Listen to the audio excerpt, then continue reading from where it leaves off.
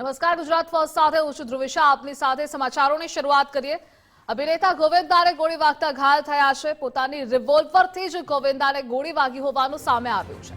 ગોવિંદાના પગના ભાગમાં ઈજા પહોંચી તાત્કાલિક સારવાર માટે હોસ્પિટલ ખસેડવામાં આવ્યા છે. રિવોલ્વરની સફાઈ કરતી વખતે મિસફાયર થતા ગોળી વાગી હતી.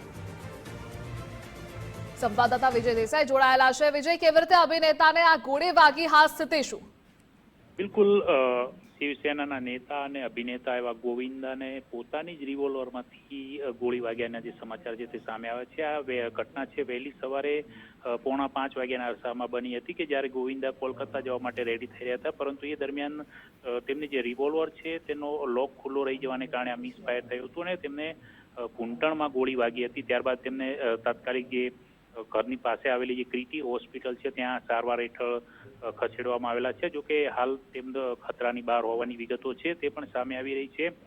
જોકે આ ઘટના બાદ છે પોલીસ પણ ઘટના સ્થળે પહોંચી હતી અને જે રિવોલ્વર છે તેને પોતાના કબજામાં લઈ લીધી છે અને તપાસ પણ કરવામાં આવી રહી છે કે આખરે કયા પ્રકારે આ મિસફાયર થયું છે કે અન્ય કોઈ ઘટના છે તેને લઈને તપાસ કરવામાં આવી છે. જોકે ગોવિંદા પાસે જે રિવોલ્વર છે તે લાયસન્સ વાળી હોવાને કારણે અન્ય તપાસ થાય તેવું શક્યતા નથી, પરંતુ આ ઘટના બાદ છે તે ગોવિંદાના જે મેનેજર શશી સિન્હા છે તેમને પણ એક નિવેદન બહાર પાડ્યું છે. તેમાં તેમણે કહ્યું છે કે ડોક્ટરે ગોળી નીકાળી દીધી છે. હાલ તેમની તબિયત સુધારા પર છે અને હાલ તેઓ હોસ્પિટલની અંદર આઈસીયુની હેઠળ સારવાર હેઠળ છે.